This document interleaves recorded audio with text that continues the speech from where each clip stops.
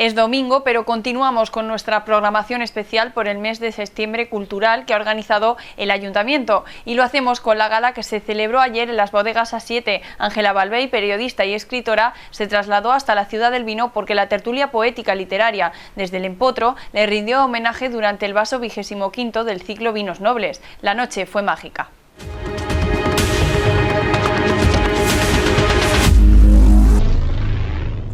Que tiene una tradición cultural con una raíz profunda en su historia. Agradecemos vuestra fidelidad a este acto, que es ya un pilar de la fiesta. Vosotros, con vuestra presencia constante cada año, hacéis grande la historia de este acto poético.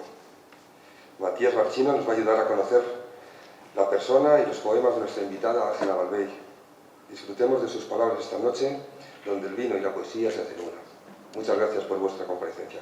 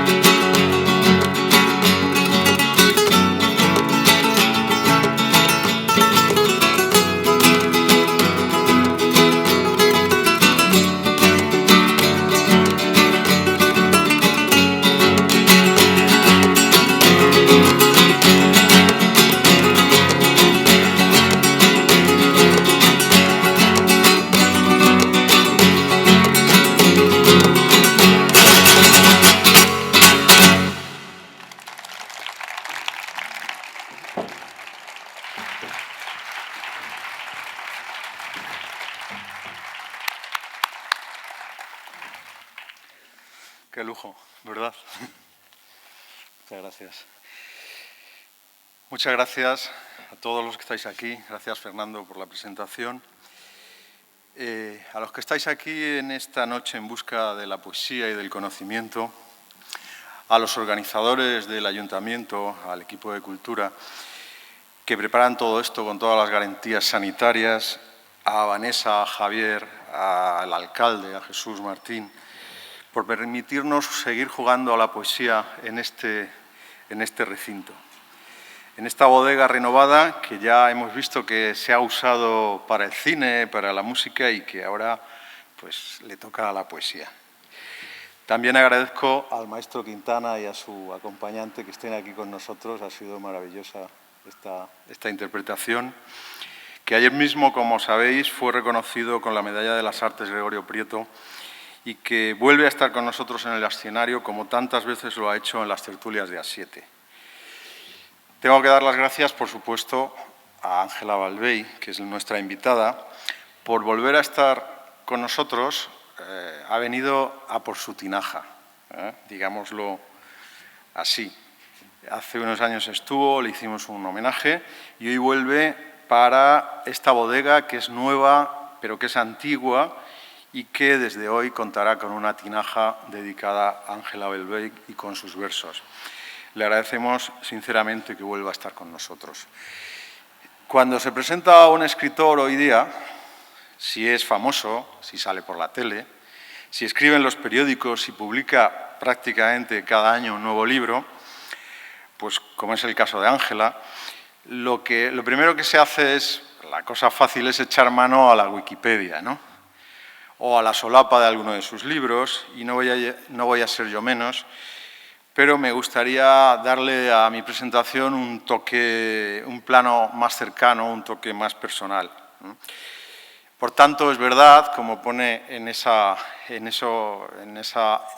alimento de Internet que es la Wikipedia, que Ángela Balvey Arévalo, San Lorenzo de Calatrava, 1964, es una escritora y periodista española, ganadora del Premio Nadal en 2002 y finalista del Premio Planeta en 2008, licenciada en Historia Contemporánea por la Universidad de Granada y doctora en Derecho por la Universidad de Gerona.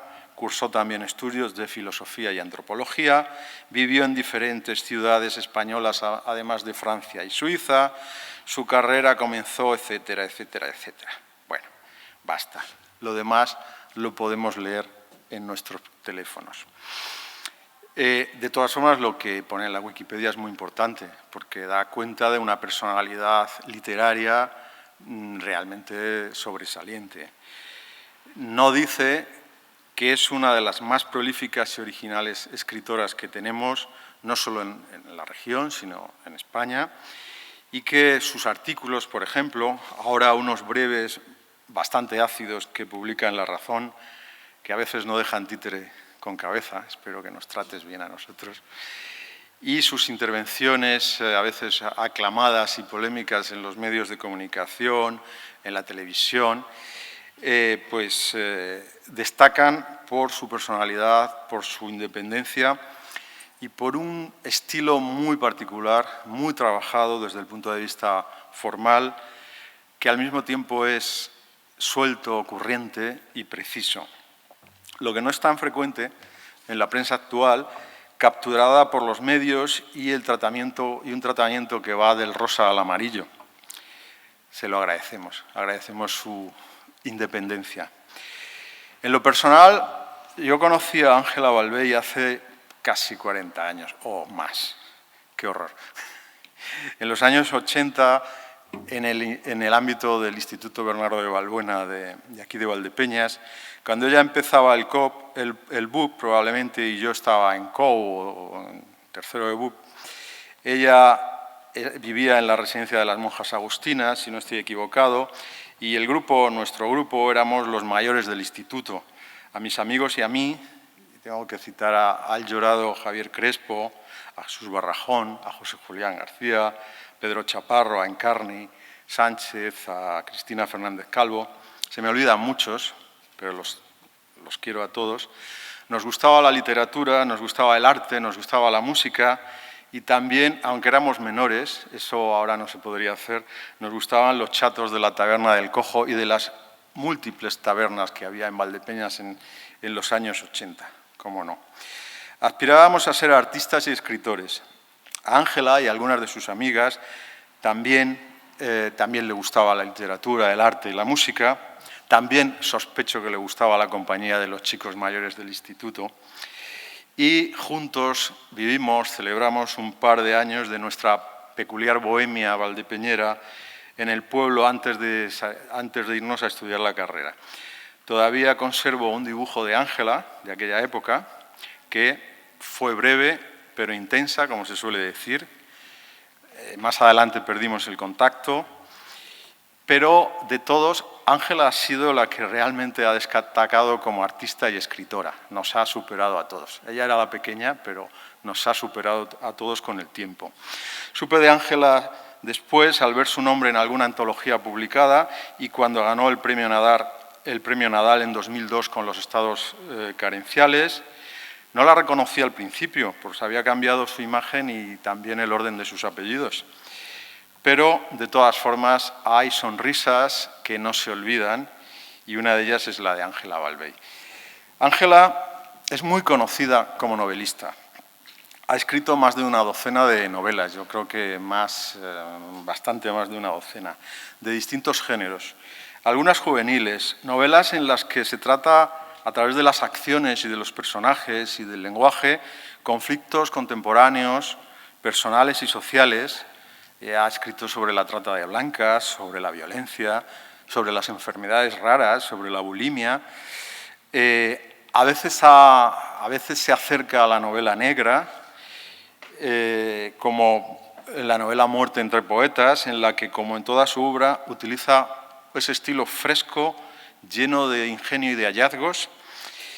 En este caso, la ironía de tratar con un grupo de escritores bastante pretenciosos, egocéntricos, en un cigarral de Toledo, un poco al estilo de Agatha Christie, uno de los cuales, por cierto, ha ganado todos los premios existentes, entre ellos nuestro premio Juan Alcaide, en donde detecto algún tipo de guasas que seguramente nos merecemos, los que organizamos premios literarios.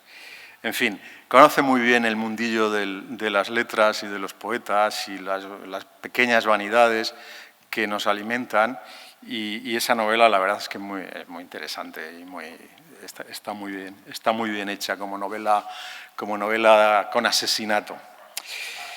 Me tengo que referir aquí, aunque sea a modo de spot publicitario, a su última novela, El alma de las bestias, que se ha publicado hace unos días, unas semanas, y que es tan joven que ni siquiera viene en la Wikipedia. Aunque sinceramente estoy leyéndola en estos momentos, no la he acabado, porque me parece una novela histórica, muy especial, que transita por la Judea de los tiempos de Cristo y de Herodes, y en la que intervienen los personajes de la familia de Jesús de Nazaret, y que luego pasa a una época, a una Edad Media llena de encuentros, de bosques y de aventuras, que es la época del Cid y el rey Alfonso VI, con un misterioso libro que aparece y que traspasa el tiempo en manos de una familia judía. Os recomiendo que la leáis. Tengo que decir que la he comprado en Amazon por 8,54 €, con lo que se ahorra un 61% del precio en papel. Espero que todo ese dinero sea para ella, porque me parece una ganga, vamos, casi un robo. Pero al menos la hemos pagado, porque otra de los grandes problemas de la edición y de la literatura contemporánea es el robo que supone la piratería, ¿no? Por lo que he leído, entonces, es una magnífica novela en la que no falta acción, misterio, reflexión y personajes como María y la familia de Jesús, que están tratados con gran delicadeza, tengo que decir. El libro se despide de sus lectores con un agradecimiento y con el deseo de salud y poesía para ellos, a los que se lo dedica, y para todos los lectores presentes y futuros de este libro, de todos los libros. Creo que es este el talante de Ángela Balvey. Creo que aquí está la impronta personal de Ángela, que es conocida como novelista, como ensayista, pero también creo que es fundamentalmente una poeta. Una poeta de la palabra y de la vida, y creo que por eso está aquí ella hoy. Y si puedo añadir algo, tiene mucho de filósofa, de pensadora sobre la vida y sobre la existencia. Ángela es una poeta por todos sus poros y se siente como tal. Además de ser autora de un ramillete de libros de versos, por los que ha recibido bastantes galardones, como el premio Jaén que recibió en 1998 por El tamaño del universo, en el que hay una mirada lírica sobre elementos vinculados con la ciencia y con el cosmos,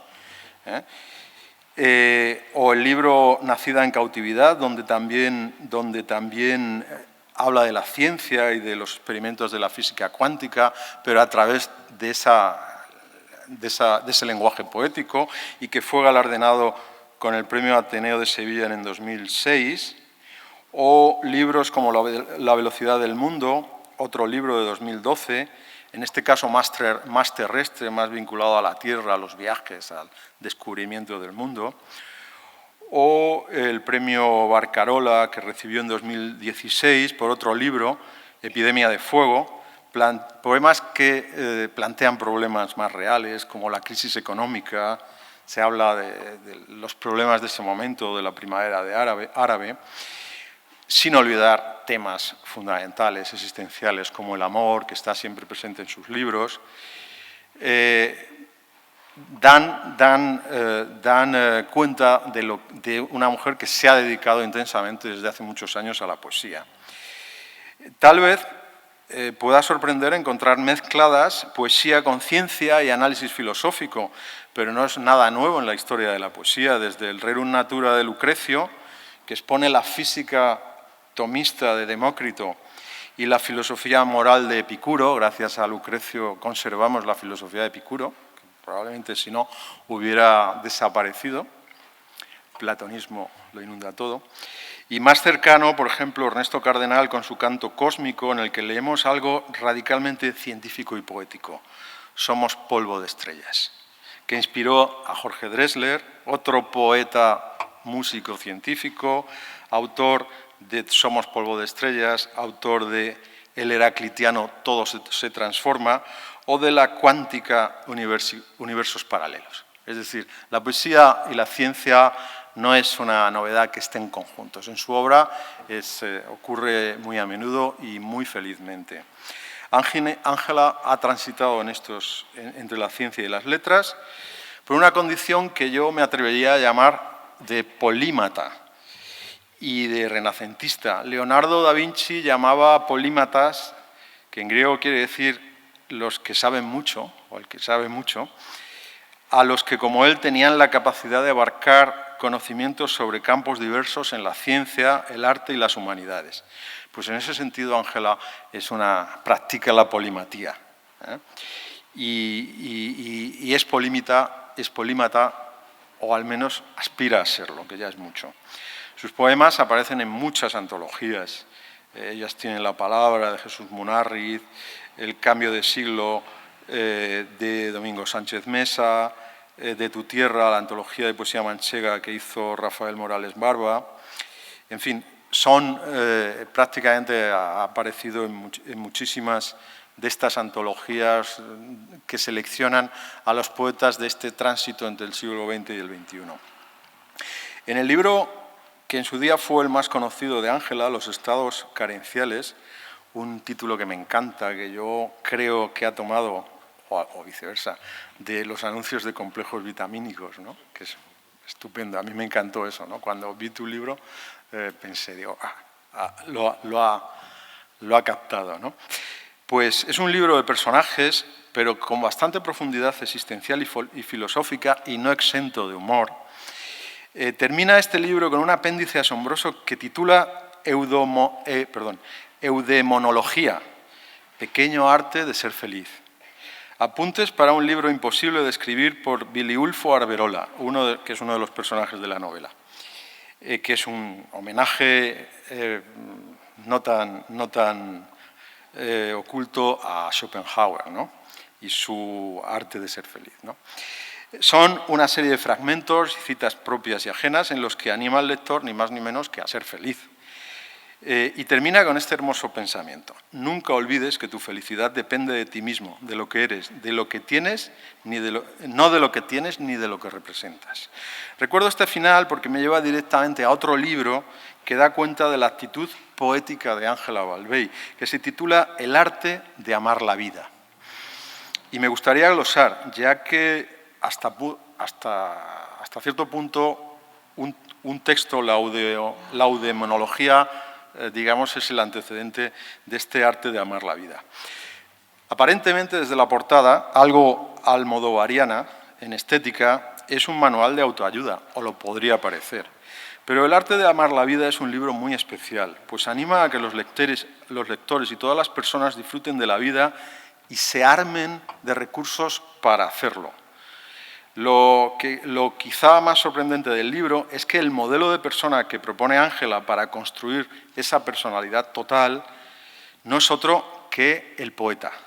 Debemos construir nuestra vida como si hiciéramos una obra de arte, una creación en marcha o un poema. Es un libro lleno de consejos, citas y anécdotas de toda procedencia en la que se pone esa capa de polímata para explicarnos cómo se debe, cómo se puede disfrutar de la vida y cómo el instrumento más importante que tenemos los seres humanos para disfrutar de la vida es la palabra, es la comunicación, es la lengua.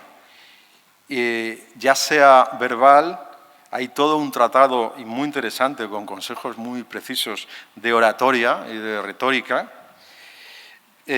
con consejos, digo, que muy sabios para aprender a hablar en público, que tal vez yo debería haber puesto en práctica hoy, no sé qué tal saldrá. Y también, por supuesto, el arte de la palabra escrita, la lectura, los libros. El objetivo final es que todas las personas que quieran amar la vida o que quieran disfrutarla sean poetas. Pero no se asusten. Ella se anticipa a decir, ser poeta de verdad no tiene nada que ver con escribir o leer versos, sino con encontrarle un sentido de la existencia a través del amor a la vida. Para ser poeta únicamente es preciso saber mirar el mundo, dice. No olvide, lector, lectora, que leer es la mejor armadura contra los males del mundo, incluidas las guerras. Pues sí, probablemente. Hay muchísimas citas. Quien desee ser un poeta de su propia existencia deberá entrenarse en el arte de darle a la vida una forma luminosa, como si fuera un poema. Y aconseja leer a los poetas e historiadores para enriquecer el espíritu, escribir y traducir de otros idiomas. A veces entra en los detalles. Hay que dormir bien, con la voluntad de descansar. Hay que aprender el arte del reposo absoluto, tumbados a la Bartola y decididos a desconectar el cuerpo y la mente del resto del mundo. Y por descontado, ve en la vida de los poetas la manera en que ellos han tratado de serlo y de ser felices en sus propias circunstancias. Aparece Dante y su amor por Beatrice Portinari, que lo convierte precisamente en poeta, Heine y su prima Amalia, que le desdeña, y él transforma esa sensación en una belleza sin rendirse a la evidencia, a Leopardi, que nos enseña que el dolor engrandece cuando el corazón que lo sufre es noble, que la belleza se esconde a veces en la mente y en el alma porque el cuerpo se le queda pequeño, y así aparecen cientos de poetas, como el suicida y no tan memorable, pero en fin, Luis Martínez Huertero, que intentó ser famoso con su suicidio y que, en fin, no ha sido famoso salvo en estas páginas de Ángela Balvey, a Bécquer, a Machado, al gran Garcilaso de la Vega, poeta y soldado, a Mira de Amezcua, a Tirso de Molina, a Lope de Vega, a Shakespeare, Menéndez Valdés, y hasta Agustín de Foxá aparece en sus páginas, y tantos otros poetas que nos enseñan a vivir bien, a convertir la vida en poesía y nuestra vida en poema. Un poeta de la existencia, al igual que Bécquer, se aprovecha de la contradicción, la vuelve rentable para su espíritu, se enriquece gracias a ella sin traicionarse a sí mismo, navega entre lo bello y los caminos de la piedra, entre la piel y el alma, son sus palabras. Podríamos estar toda la noche leyendo citas de este libro, que debería aspirar a convertirse en un oráculo manual, en algo más que un libro de autoayuda, en un manual de vida. No dejaré de animarles a leer este libro. Recordad que se llama El arte de amar la vida y de editorial Kailas 2015, y que hay una versión digital por 7,12 euros. Están que lo tiran los editores de poesía y de novela, ¿no? Y, por supuesto, animar a leer a todos los libros de Ángela Balvey. No me resigno a una cita más para terminar. Solo quien ama la vida puede convertir la suya en un viaje libre y bello. Solo el poeta de la existencia produce su vida como si fuera una obra hermosa. Un poeta de la existencia no soporta que la obra de su vida no esté bien escrita y hace lo posible por mejorar su forma y su argumento. Creo que entre todos los que compartimos aquella juventud aquí en Valdepeñas de los años 80, Ángela ha sido la persona que con esfuerzo y voluntad por mejorar su forma y su argumento ha convertido su vida en una obra de arte. Ha escrito el poema de su vida y nos deja disfrutar de él como lectores y además, y también con su compañía, por supuesto, y además es una gran poeta de la palabra. No se puede pedir más que escuchar atentamente sus palabras y su poesía. Muchas gracias a todos.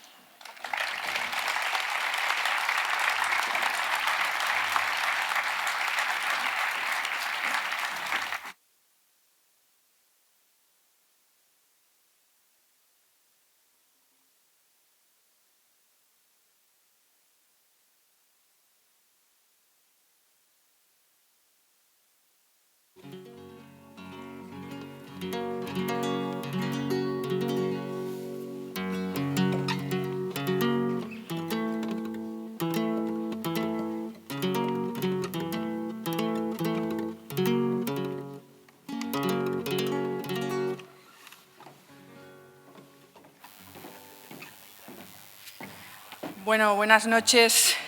Muchas gracias por acompañarme. Gracias, Matías. No estaba preparada para oír una presentación como la tuya. Normalmente tengo la impresión de que soy impresentable y estoy más acostumbrada a que me aticen que a que me mimen. Y entonces me siento como, digo, bueno, ahora voy a decepcionar a todo el mundo. En cuanto que abra la boca se van a dar cuenta de que nada de lo que ha dicho Matías es verdad. Y además, no sabía que era polímata. Tengo 2 enfermedades raras, ahora puedo presumir de tener 3, pero esta es la que más me llena de orgullo y satisfacción. Oyéndote me he dado cuenta de que consejos vendo que para mí no tengo. Estoy todo el rato tratando de aconsejarle a los demás lo que quizás, seguramente, no soy capaz de hacer por mí misma, ¿no? En mi propia vida, aunque lo intento. Y mis esfuerzos, probablemente baldíos, son generosos, por lo menos. Eso sí puedo decirlo claramente. Por eso me abruma estar esta noche aquí, porque mi tinaja, que me hace una gran ilusión, me siento como si hubiera vuelto a aquellos años de los que tú hablabas, me siento preadolescente y en el Paseo de la Fama, ¿no? en este entorno que es maravilloso. Gracias al señor alcalde, que es un alcalde fantástico, de los pocos realmente que hacen que creamos en el servicio público, que creamos en que la política es verdaderamente útil y que nos regala cosas enormes, a veces pequeñas y prácticas, pero también enormes, como la belleza, como la poesía, que hay que cuidarla porque es una flor muy frágil y si no se riega y se ventila y se le pone agua, pues se marchita rápido, ¿no? Entonces Jesús es un hombre sabio y tiene sentido del humor, lo cual habla muy bien de él. y sabe la importancia de la poesía, no de la mía, ¿no? Porque eso es lo de menos, sino las palabras de los poetas que nos han hecho mejor la vida, porque realmente esta es una de esas cosas importantes que tenemos, que yo por lo menos sí tengo. Las cosas importantes son las que nadie te puede robar, las que cuando entran en tu casa y te desvalijan no se lleva a nadie, ¿no? Y la poesía es una de ellas, y no hace falta ser poeta, como bien decía Matías, no hace falta escribir poesía para ser poeta, ni siquiera hace falta a veces leerla, ¿no? Pero bueno, yo contradiciendo todo esto, pues voy a leerles unos cuantos poemas que comparto con gusto, porque sé que en este espacio este espacio es un lugar donde realmente las palabras no se pierden en el aire, sino que viajan, anidan en los corazones y allí a lo mejor crean historias, crean sensaciones que nos pueden cambiar. Y la vida es viaje, pero también es cambio, y las palabras, la poesía, muchas veces pensamos que no sirve de nada, que puede ser algo superfluo, algo incluso un poco pretencioso, pero hay una serie de palabras que de repente se te pegan al alma, ¿no? Y te acompañan sin tú saberlo, incluso cuando ya las has olvidado, ¿no? Bueno, pues voy a leer algunos de estos poemas.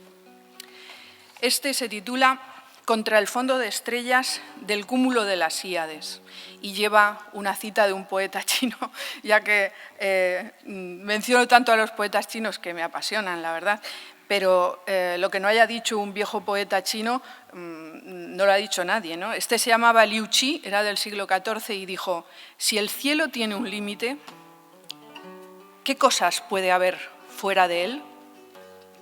Y el poema dice así: nunca termina, nunca, nunca. Lo dijo el sol y todas esas estrellas muertas y las que se desplazan hacia el azul, las astronaves que han llegado aún más lejos de Júpiter, incluso un oscuro matemático belga llamado Lemaitre. En el principio, en aquel día sin ayer, todo debió de haber estado cerca de todo. Y hoy, Erika, mira qué profundas las soledades del mundo, qué viejas las estrellas, algunas más que el universo, qué enorme y qué pequeño es nuestro corazón.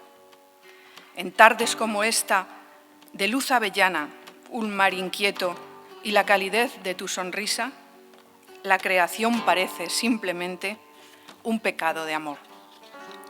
Este es un poema que escribí para mi hija, que era muy pequeñita. Yo también era pequeña, realmente, en muchos sentidos. Este otro se titula De aquí a la oscuridad, pertenece al mismo libro. Qué hermosa está la noche, tan roja y tan feroz, vista desde la terraza del Sheraton Hotel. Ella junta las manos y se ríe nerviosa. Él la besa en la nuca. Ella se deja acariciar. Susurra que sus ojos, como otras dos luces de la ciudad, y miran hacia arriba y enmudecen. ¿Quién iba a sospechar que encontrarían tanto cielo en el cielo sobre el puente de Gálata? Ah, dicen a menudo los antiguos amantes, donde quiera que estés, piensa en la noche, en mí, y no olvides nunca que todo fue verdad.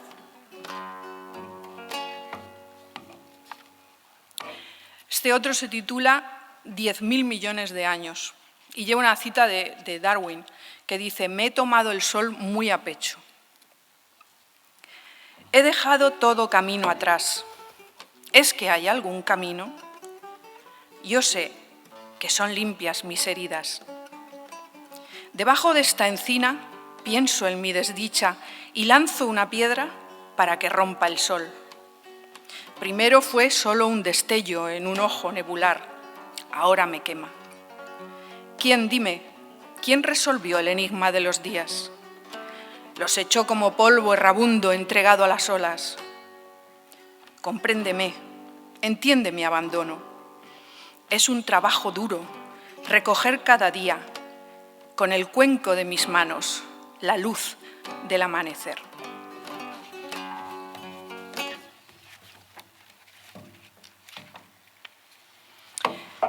Este otro se titula Épsilon de Lira y lleva una cita.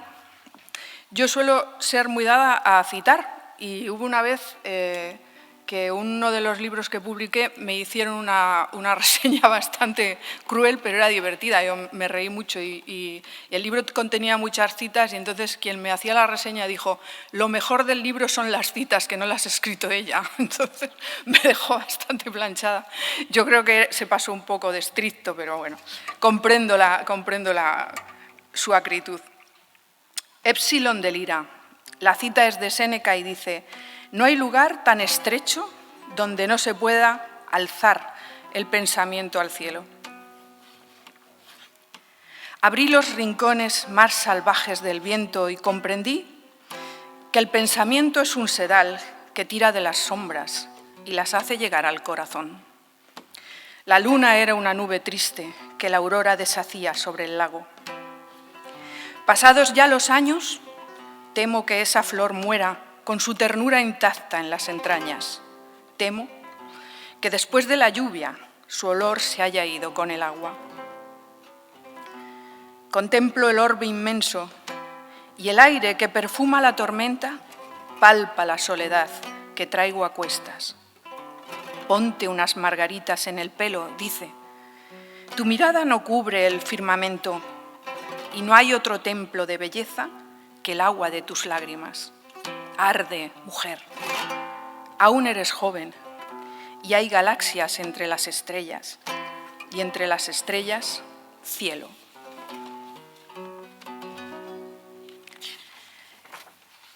Este otro poema no lleva cita, y aunque el título es una cita de un presocrático, como un pez mudo en las olas saladas. Estrellas de la tarde, hilos de seda que fluyen en torrente, amientos de los sauces, las venas que recorren el cuerpo de las aves que ya huelen a otoño.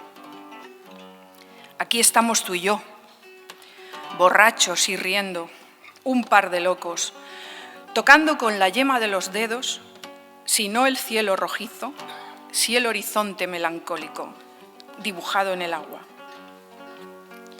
Ya no sé de otra luz que la que nace de su nombre. Ya no añoro el sexo, ni el amor, ni leer a los filósofos. Sentada a la orilla del mar, espero simplemente a la profundidad del cielo. Mientras haya vino, ¿qué me importa el vacío? ¿Qué me importa la noche?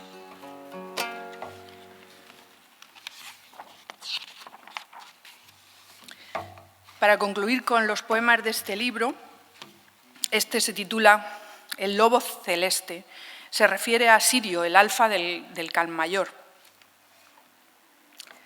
Es noche cerrada en la frontera y siento el frío de la luna perlar de mansa escarcha mi torpe corazón.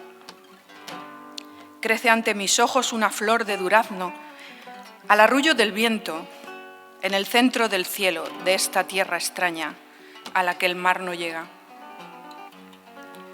Huelo el aguanieve del norte, al sur sangrientas nubes, en el este la faca salvaje de la luna de octubre.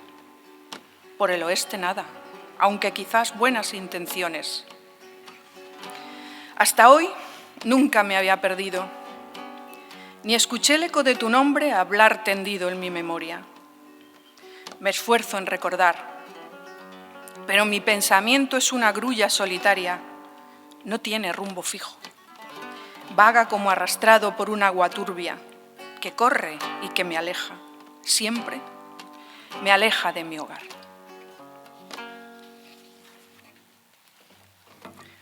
Y ahora voy a leerles poemas de otro libro, pero este lo tengo en versión digital y voy a abrirlo aquí. Bueno.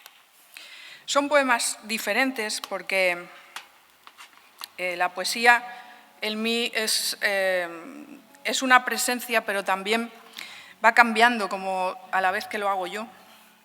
Y como tengo un poco también de personalidad múltiple y de eso, de curiosidad, la curiosidad mató al gato y a mí no es que me vaya a matar, pero me estresa mucho, ¿no?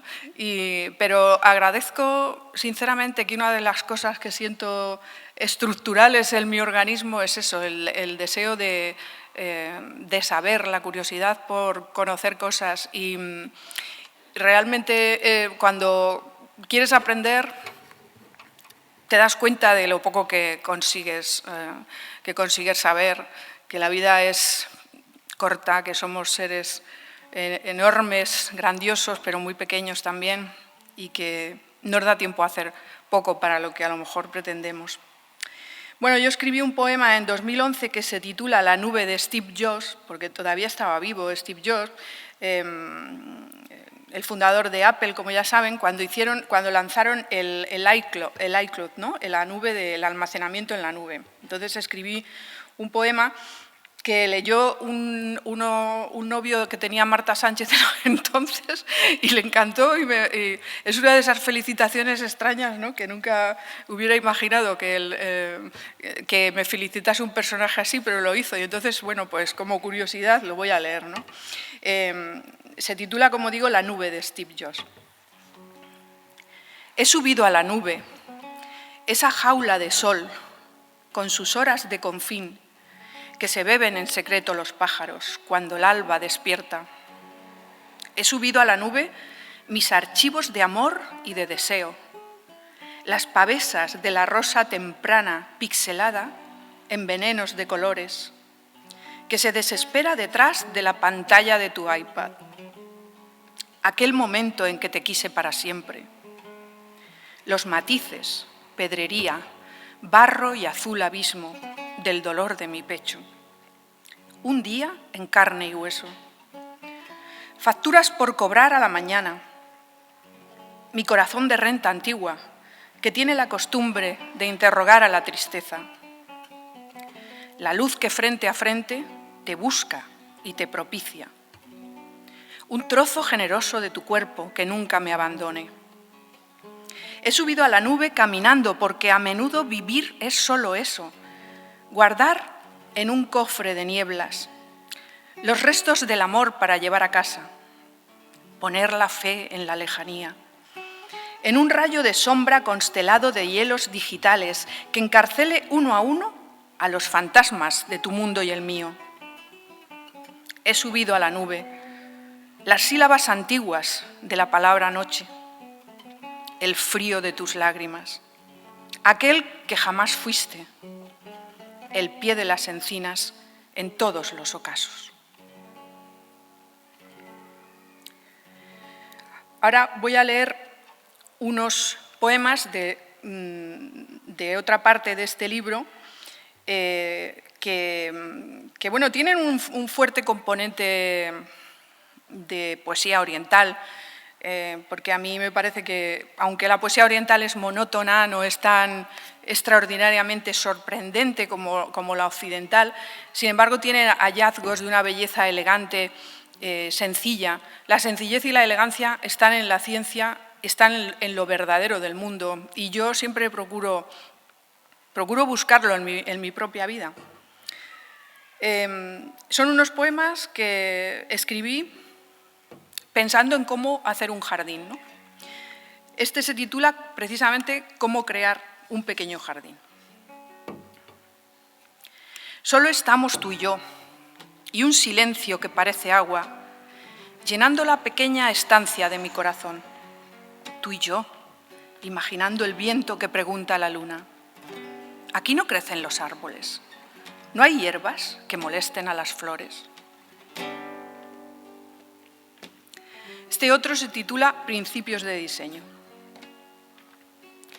Más allá de los bosques soñaremos, al aceptar animosamente la vida.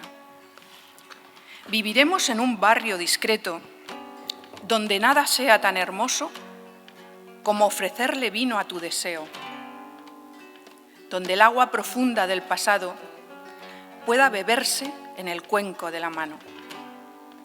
Tú eres un hombre de verdad, yo discípula de los sauces.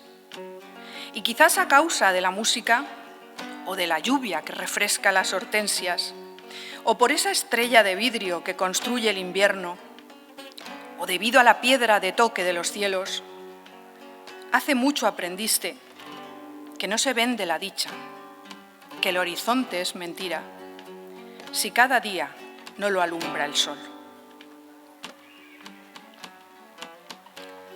Este otro se titula La sencillez.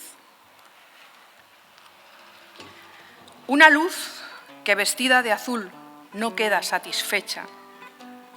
Es como un puñado de tierra hirviendo que recuerda al hogar. Quiero trazar un templo de colores, con pérgola y arbustos de exquisita ligereza, en torno a un marco sólido. Que encuentres en él paz y un aire limpio, con hierba alrededor y una fuente encajada en los picos de ruiseñores misteriosos. Mi jardín ha de ser el santuario donde, para encontrar sosiego, no sea preciso salir a la mar. Tu boca. Me refiero al cielo de tu boca.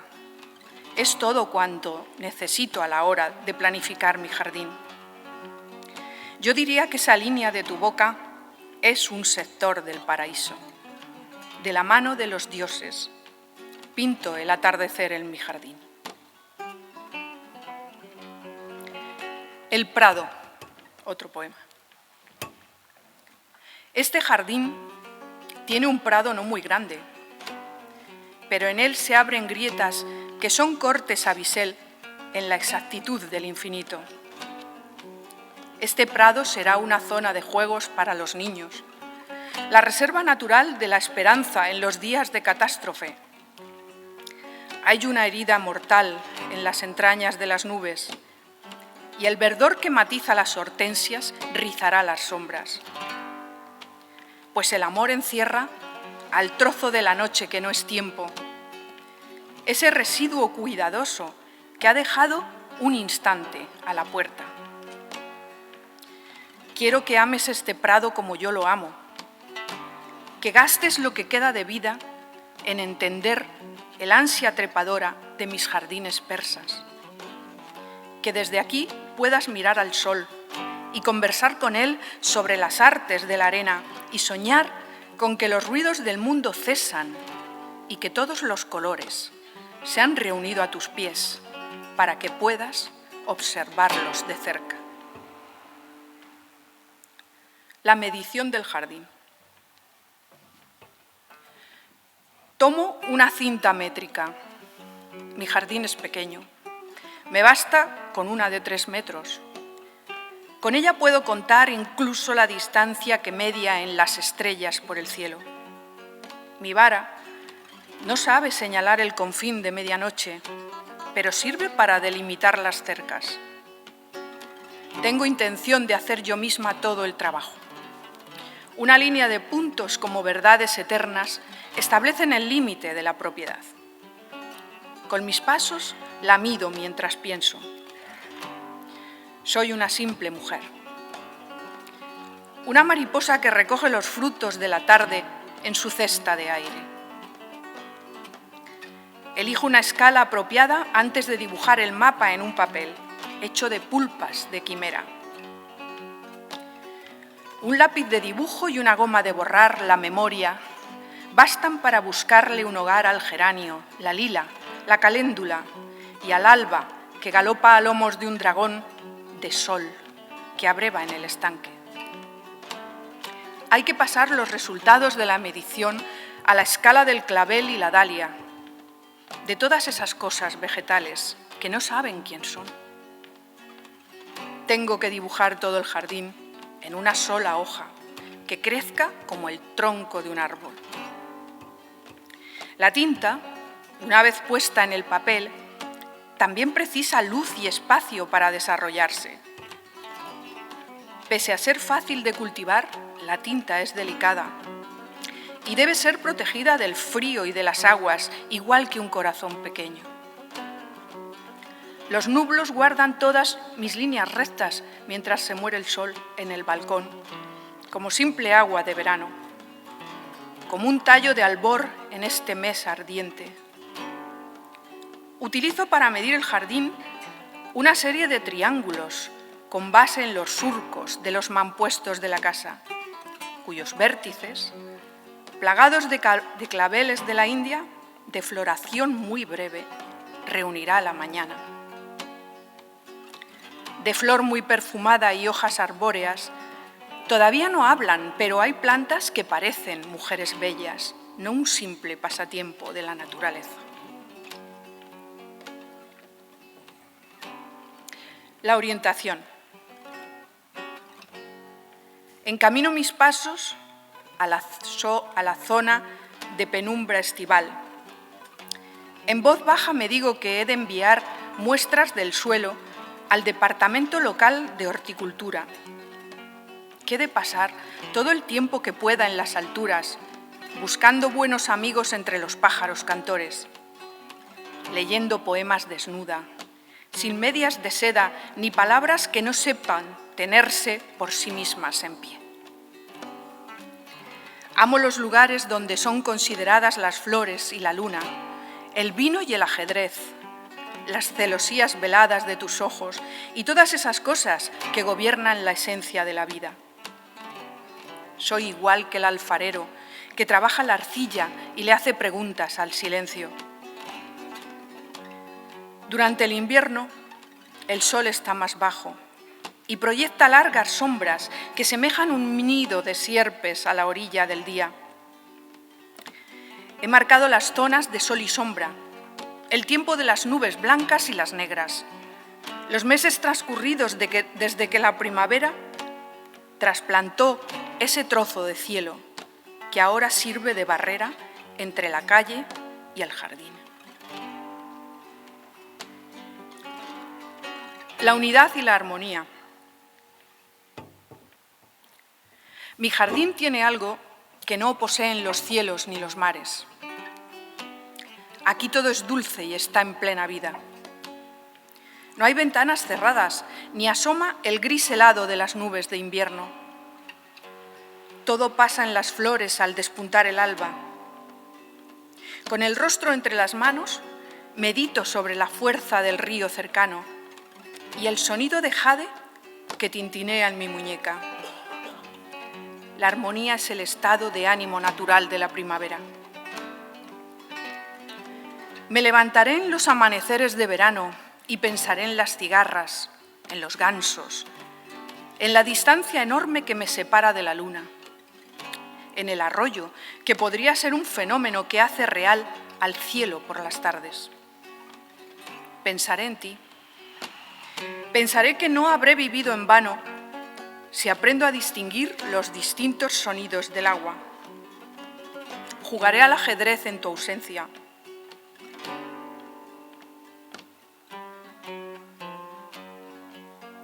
Revisaré los arcones viejos en los días de lluvia como si fuera un poeta de la antigüedad. Y cuando empiecen a brotar los perales, haré un barco de papel para que decline, como si fuera un verbo en latín, la corriente suave de la acequia. El equilibrio. Soy la que más observa el cielo, la que no se cansa del azul puro. Miro al norte para amar y al sur esperando ser amada. Deseo que mi jardín no sufra a causa del viento mientras aguardo ese resplandor plateado que vierte mañanas de primavera sobre los parterres, como agua en una jarra. Sentada en el huerto, soy capaz de escucharte aunque estés lejos, porque llevo tu olor en el cuello, igual que nieve fundida en la montaña. Soy la que sale descalza al cenador, con la cabeza descubierta, la que alza los brazos y dobla la cintura para saludar al sol.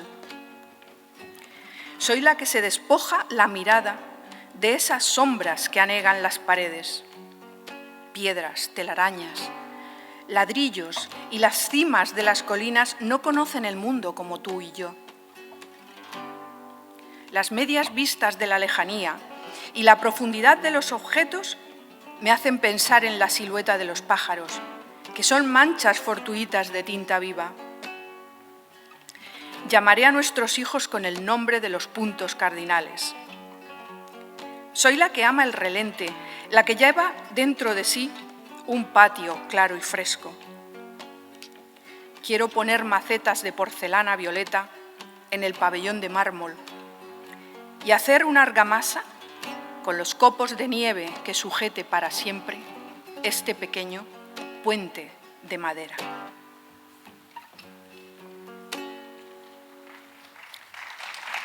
Muchas gracias.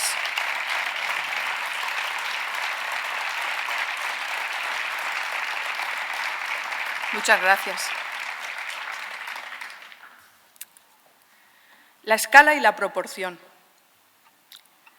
A veces la noche se me antoja el sinuoso pasadizo hacia una gruta. Me quedo dormida junto a la parcela de coles. Al despertar, el rocío venda los pies de la dama del alba.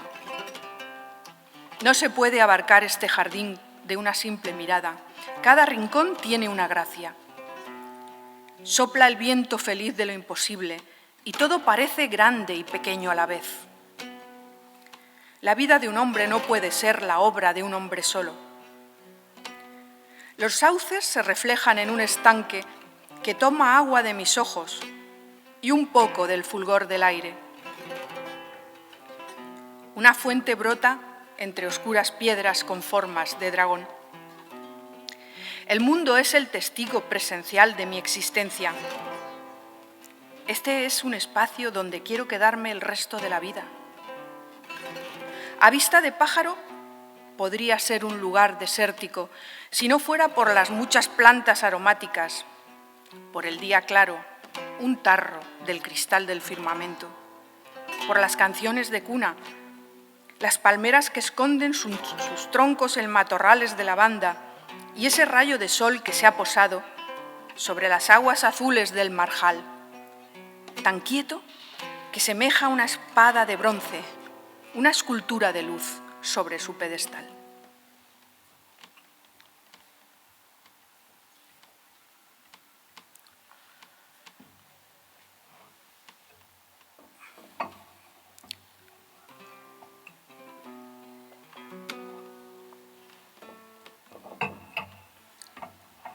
El interés. ¿Cómo haré interesante mi jardín para que no se perciba visto desde el cielo como una simple mancha de rocallas? Yo quiero que parezca una pintura antigua, que tenga ganas de explorarlo el visitante, que tú coloques tu amor igual que otro tiesto frágil y hermoso junto a la baranda. Hago una relación minuciosa de los brezales. La mejorana, que crece en lugares áridos, aquí es la reina. Con rosales y plantas trepadoras deseo escribir un poema que tenga flores en vez de palabras, con escondites en los versos, ocultos como la familia, pobre y orgullosa, cuyos miembros se aman, con ritmos que se reproduzcan como tiernos esquejes en los meses más cálidos, con ramas y caminos y verbos que no se rompan a menudo ni desgasten el tejado y la vista, con orégano y secretos que precisen mucho sol y mucha agua. Hoy la luna de otoño es de jengibre y lo bueno y lo malo del mundo se pueden ver desde la sierra.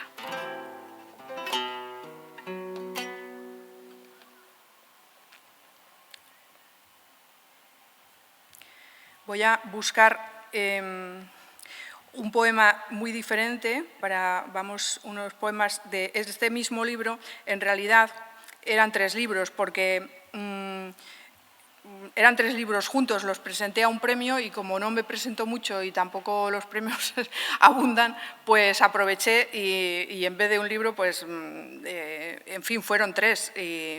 Y fueron 3, claro, muy diferentes en cuanto a su temática, a su manera de componerse y bueno, la verdad es que me siento muy honrada cada vez que reconocen algo de mi poesía, porque eso significa que se puede publicar. No es fácil publicar poesía en papel hoy día. Es fácil pues, hacerlo en las redes sociales y de otra manera, pero publicar poesía al viejo estilo es algo que empieza a convertirse en una verdadera hazaña. Entonces, voy a leer un poema que escribí en 2010 y que es muy diferente, pero que quizás ahora que tenemos la actualidad de Afganistán, pues viene un poco a cuento, porque este es un poema escrito como a la manera de la poesía social que escribieron nuestros mayores. Y, por supuesto, no conseguí los mismos logros que ellos, pero escribí unos poemas sobre una serie de acontecimientos que tuvieron lugar durante esa época, y esto fue cuando Estados Unidos abandonó Irak. Fue el 30 de agosto de 2010, ya no nos acordamos, pero seguía, y el poema se titula Estados Unidos abandona Irak, que sigue sumido en el caos. Es un poema bien diferente, como digo, lo voy a dejar como cierre de este recital.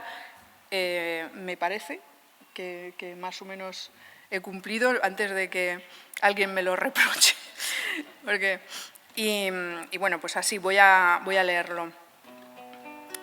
Yo era un marine joven y viejos amigos me decían: hasta las flores saben cuándo no es primavera. No tenía esperanza y pensaba vender mi vida tan cara como pudiera. Ya sabéis que trabajo con la hipótesis del alba y poco más.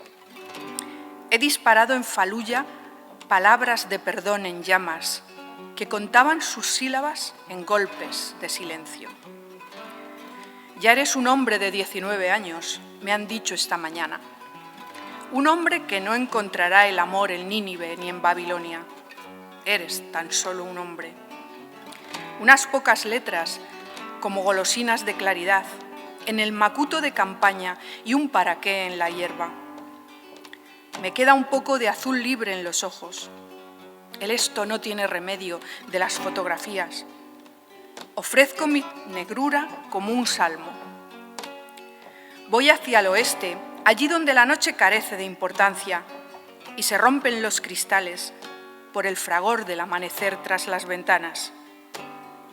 Vengo de Mesopotamia, quiero decir, República de Irak. Creedme. En el bosque estepario de los montes Zagros, la muerte habla la lengua de la verdad y el gas es un producto agrícola de la melancolía. Muchas gracias.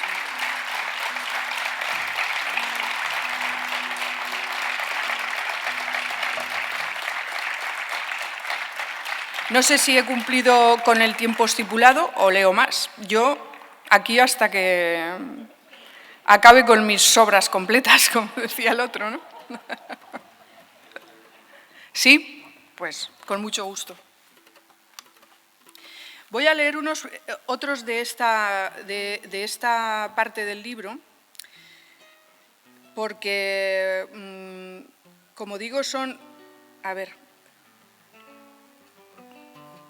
distintos a los poemas que yo suelo hacer. Fue una especie de experimento, poético. Me gusta explorar. A veces he escrito unos poemas raros con reminiscencias de poesía primitiva alemana y esas cosas que en fin, no sé muy bien para qué, pero porque no le gustan a nadie y a veces ni siquiera a mí misma, ¿no? Pero me divierte porque la poesía es también un diálogo con todos los poetas que nos han precedido. Eso de que decían los científicos, de que vamos subidos a hombros de gigantes, yo a veces pienso que para escribir poesía el poeta, o por lo menos a mí me ocurre, yo siento que llevo a los gigantes sobre mis hombros. Y entonces, claro, el peso es abrumador, es como... es muy difícil la poesía, escribir poesía que sea original, que cuente algo sin que se haga un corta y pega, que homenajee a lo que ya sabes, a lo que has aprendido, pero que a la vez tenga una voz que puedas identificar, es un ejercicio muy complicado, ¿no? Y yo, pues a veces eso, me dejo llevar por la experimentación. La poesía yo no la escribo porque me siento con un lápiz y con una regla midiendo sílabas y versos, como quizás se puede pensar de algunos poetas en algunas ocasiones, sino que escribo poesía cuando la poesía quiere ser escrita. Yo no consigo sentarme y hacer un ejercicio de disciplina para escribirla, sino que a veces siento que tengo que escribirla y es cuando me siento como iluminada, como, en fin, es una especie de sensación física prácticamente y notas que la poesía te ha elegido a ti, no que tú elijas a la poesía. Y luego, claro, la tienes que reescribir, como decía Lope, ¿cómo escribo? Leyendo, de lo que leo, copiando, de lo que copio, escribiendo, de lo que escribo, tachando, de lo que tacho, escogiendo, de lo que escojo, escribiendo. Es muy difícil, pero bueno, yo lo intento. Este es un poema que se titula, es que escribí, ya digo, una serie de poemas un poco extraños. Se titula Estonia adopta el euro. Fue en 2011, el 1 de enero de 2011, y Estonia era como uno de los países bálticos ya que quedaban ahí por incorporar la moneda europea, ¿no? Estrellas como yemas de sol viejo, en un clima marrón, donde los pájaros bálticos persiguen sus caminos. El rojo de unos labios que dicen para siempre, mientras surcan el aire las heladas. No hay trigales en Estonia. En su tierra baldía amanecen billetes europeos, lejos de los bolsillos de las gentes, como rocas al fondo de los sueños. La luz se oculta en el paisaje, igual que polvo debajo de la alfombra. El libro de las horas de la paz se escribe en el sigilo de muchachas muy bellas que siempre llegan tarde y tremolan de frío al hacer el amor o la compra en el barrio. La experiencia les dice que su hermosura allanará el camino a la nada del tiempo. Como aves marinas que se aman a cielo descubierto, el Báltico las acaricia en la noche, convierte sus cuerpos blancos en muros frente a la historia, en montes limpios que consuelan del mundo y buscan la piedad de un siglo en la usanza de la luz. Estonia ya es rica, pero no puede dar nada que no sean palabras temerosas, bosques fríos que advierten de la vida, el nadie que habita en el risco del pasado, el alba rosa sin estrellas intrusas que enturbien la esperanza de ser algo pequeño, la argolla de los tiempos y la piel de sapo de la noche que a las niñas bonitas acecha misteriosa.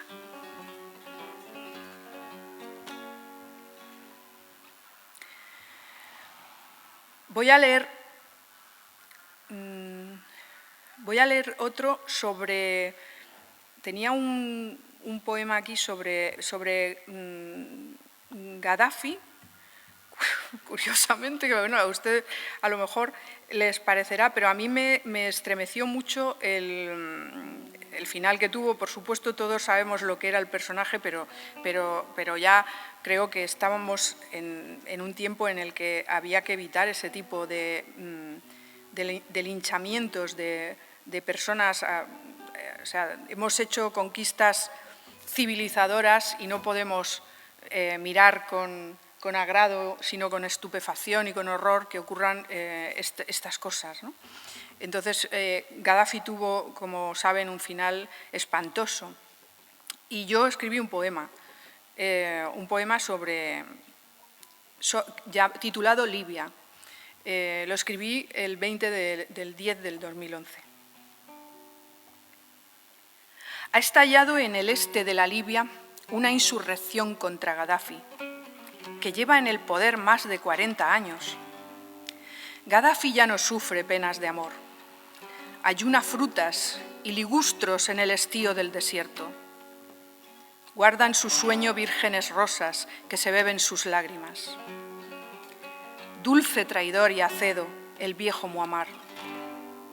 Pero las rucias de metal con bandera de la OTAN no pagan portes a la luz del día, cuando el furor del viento pone nácar en las balas y el mar es un establo y Trípoli una isla que vuela hasta los límites del mundo. El cielo libio se compone de armas y de nidos de polvo. A lomos de la noche, los pájaros se rompen y Libia se atardece, amatista de agua y de petróleo, carne rota de hombre con chilaba y pulga de camello solitario. El turno de Gaddafi se pierde en los caminos de dunas negras, donde entierran sirenas las estrellas. La prosa de las calles de Trípoli vierte gasoil y cielos sin medida, más allá de esta hora y para siempre.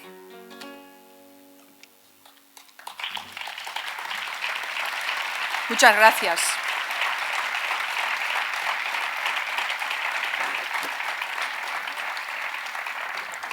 Muchas gracias. Bueno, no quiero abusar de su paciencia, siempre tengo la impresión de que lo bueno si breve, dos veces bueno. Pero, bueno, voy a ver si encuentro un poema, no sé si lo tengo por aquí, me parece que no. Ah, bueno, sí. Voy a leerles el último, espero no abusar de ustedes. Este es un poema del libro que les he empezado a leer al comienzo, se titula Las armonías del mundo y está dedicado a Johannes Kepler. Más me valdría dedicar poemas a gente de respeto que me pueda ayudar en la vida cotidiana, ¿no? Incluso a tu familia, en fin, para hacerles un poco la pelota y eso, porque bueno, la poesía también sirve como arma de seducción. Yo eso lo aprendí de muy pequeña, ¿no? Cómo las palabras eran capaces de hacer lo que yo no conseguía, lo que yo misma no conseguía. Pero bueno, como soy así, pues me da por dedicarle poemas a Johannes Kepler, que además cito su epitafio que dice: «Medí los cielos y ahora mido las sombras». Es un epitafio maravilloso, es un gran científico, un personaje extraordinario. Mi vida estuvo hecha de soledad, cuadrantes y esferas armilares, de pura matemática o del amor inaudito por las melodías en fuga que levantan los mundos en su lecho. En este universo al que no obstruyen, digan lo que digan, ni epicentros ni esferas de cristal. Yo descubrí en los movimientos celestes la naturaleza plena de la armonía, esa desolación que acecha en las elipses y las agita de belleza, pues la hermosura habita en lo perfecto, como la sal bulle en los mares. ¿No oís la música de los planetas? Blanca polifonía que hiende el espacio y la desnudez de la noche, que esta noche comienza y que es húmeda y es fría, que no tiene un lugar donde encontrar sosiego. Mi vida fue amar la lejanía que se dibuja entre el sol y unas manos, uncir a mis números grises el tiempo que se gasta en cada órbita del mundo. Si alguien preguntase por mí, decidle que ya he muerto, que pensé cosas que ningún ser humano había pensado antes y, lo que es más, fui consciente de ello. Decidle que es tan dulce la cinemática del sol, tan simple, sin fisuras. Decidle que estos ojos se volvieron hacia arriba mientras expiraban para señalar el cielo por encima de mi cabeza y que yo, Johannes Kepler, huésped extraño de la vida durante mi pobre existencia, pude, a pesar de todo, medir los cielos, el espíritu, y ahora mido las sombras y reposo en la tierra. Muchas gracias. Muchas gracias. Gracias. Muchísimas gracias. Muchas gracias.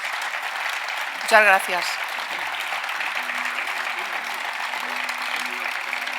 Y no lo olviden, salud y poesía. Gracias.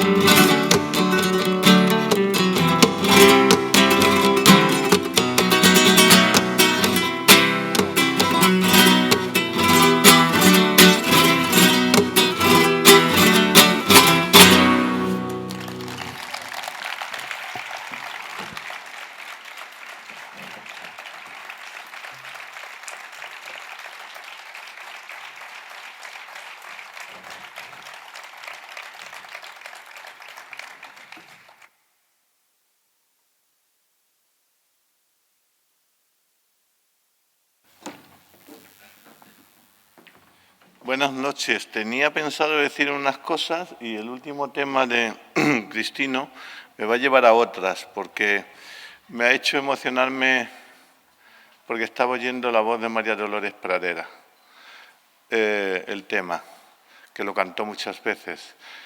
Sería muy largo de contar y tampoco viene a cuento, ¿no? Pero yo tuve mi madre, obviamente, y una adoptada que fue la Pradera. Sería muy largo de contar, ¿no? Pero toda la discografía de ella, que la tengo en casa, está dedicada con una misma dedicatoria que ponía a mi hijo Jesús de su madre María. Entonces me ha hecho llevar y le doy las gracias a Cristino, porque lo clásico es doctor y lo romántico dolor, y aunque anoche también pasó, no era la situación la de hoy.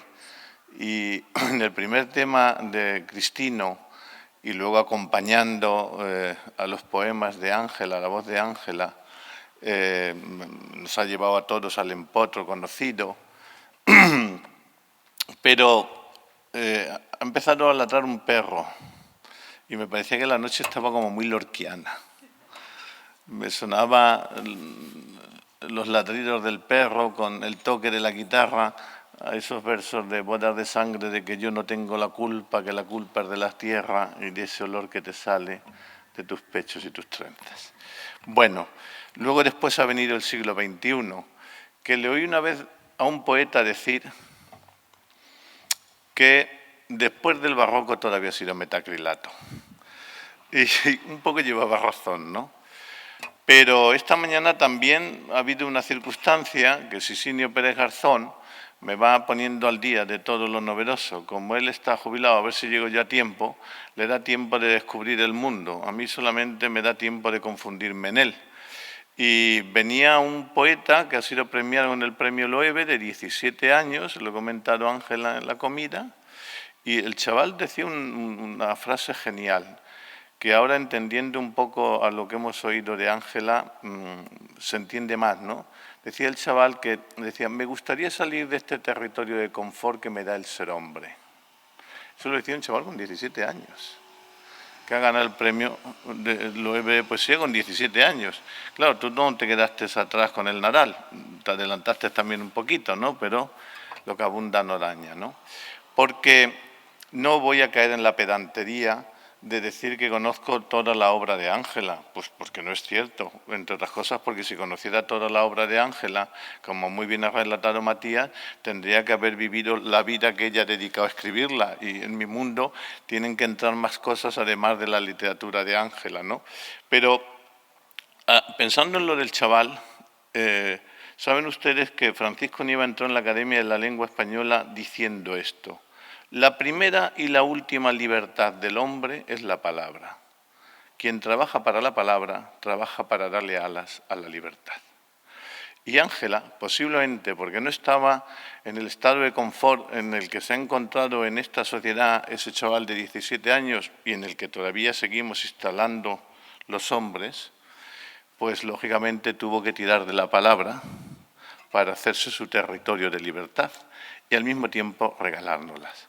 Así es que, rememorando a otro poeta que es Caballero Bonal, cada sombra en su sitio y cada luz a su tiempo.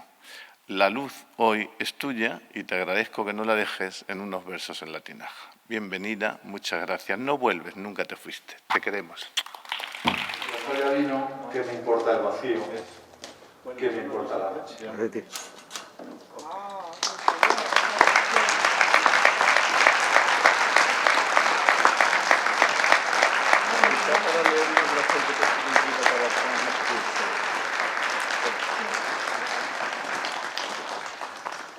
Bueno, ya lo he leído antes, pero es un poema corto y supongo que no nos matará si lo repetimos.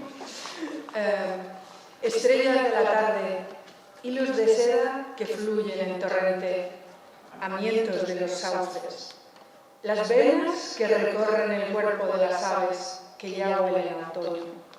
Aquí estamos tú y yo, borrachos diciendo, un par de locos, tocando con la yema de los dedos, si no el cielo rojizo, si el horizonte melancólico dibujado en el agua. Ya no sé de otra luz que la que nace de su nombre, ya no añoro el sexo ni el amor, ni leer a los filósofos.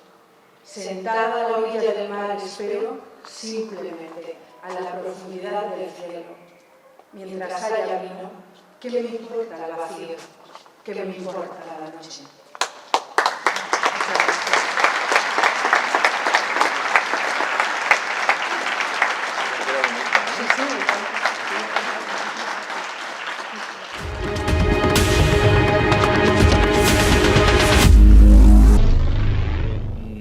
Explícanos un poco cuál es la dinámica de esta ruta turístico-cultural que lleváis a cabo, cuál es el procedimiento para que la gente se inscriba, en qué medidas es público de Valdepeñas y de fuera, y bueno, cuál es el contenido en sí de la ruta. Bueno, pues la ruta que ha preparado, en este caso, las concejalías de Turismo y Cultura, van encaminadas a descubrir pues, el patrimonio de Valdepeñas desde el punto de vista temático. En este caso nos vamos a encargar de la ruta de las iglesias y vamos a seguir un recorrido cronológico, desde el gótico hispano-flamenco con la iglesia de la Asunción que tenemos a espaldas, hasta el barroco, representado por la iglesia de los Trinitarios y la capilla de Nuestro Padre Jesús, y también la iglesia, la ermita del Santo Cristo. La afluencia mayoritaria a ese tipo de rutas pues generalmente son de gente de Valdepeñas que tiene interés pues, en descubrir algunos aspectos sobre la historia y el patrimonio local, aunque en las últimas, tanto en los años anteriores como en este, sí que contamos también con la asistencia de público venido de otros destinos. Hijos en muchos casos o nietos de antiguos inmigrantes que se fueron de Valdepeñas en los años 60 y 70 y que pues, vienen a Valdepeñas para descubrir sus orígenes. ¿Qué otras propuestas del mismo tipo incluís en esta programación del Septiembre Cultural? Pues la verdad es que se ha diseñado unas rutas bastante completas, no solamente de patrimonio religioso, sino también se va a abordar el patrimonio natural, el patrimonio cultural, fundamentado en los museos locales, en la Fundación Gregorio Prieto, el Museo Municipal y el Casino, y luego también ha diseñado una ruta de carácter etnográfico pero también histórico que aborda pues los acontecimientos del 6 de junio que vivió Valdepeñas en 1808. ¿El número de asistentes está limitado por cada grupo, por cada ruta? Sí, por cumplir con las medidas sanitarias se ha restringido la visita a 24 personas, más el guía 25. ¿Y se completan? Sí, de momento están prácticamente completas. Quedan algunos puestos por cubrir, pero que esperamos que en los próximos días se completen. Las rutas las atienden los distintos guías turísticos que están en la Concejalía de Turismo y Cultura, ¿verdad? Sí, tanto los guías de museos como los contratados eventuales para este tipo de actividades. ¿Qué te motiva a participar en una ruta turística dentro de tu pueblo? Pues mira, la verdad es que a mí me encanta desde pequeña, a mi padre le encantaba ir la familia y conocer la historia de nuestro Valdepeñas. Me ha encantado siempre, he vivido en Sevilla 22 años y me ha gustado mucho siempre y he tenido mucha inquietud sobre nuestra cultura y de hecho la mayoría de las veces que hay visitas venimos. Te has interesado por la ruta de la historia y el arte religioso, pero hay otras propuestas de índole cultural en museos y demás. Sí, de hecho ayer estuvimos en la ruta del Cerro de las Cabezas y muy bien, aunque hemos ido algunas veces, pero ayer la explicación fue estupenda también y siempre hay algo nuevo por lo que te interesaste. Tenemos una amplia oferta museística en Valdepeñas, pero sin embargo son muy pocos, el porcentaje de personas del pueblo que conocen los museos es mínimo. Sí, de hecho, no sé quién comentó ayer que había huecos para la ruta del lunes, que también la vamos a hacer de mañana, la de los museos. ¿Qué le lleva a participar en esta propuesta cultural del Ayuntamiento de Valdepeñas? Pues conocer más un poquito nuestras iglesias, que yo creo que las tenemos como muy abandonadas, sabemos lo superficial, pero no sabemos la auténtica historia de ellas. Entonces me ha llamado eso. Bien. Cualquiera de las tres escalas de esta ruta es interesante, pero hay un bien de interés cultural en nuestro pueblo, que es la iglesia de la Asunción, que es posiblemente el monumento más importante de la ciudad. Sí, eso es más importante, por eso es nuestra parroquia principal o nuestra iglesia grande. Y luego acompañar el convento, por supuesto, trinitario con la nueva reposición que han hecho de obras y el Santo Cristo.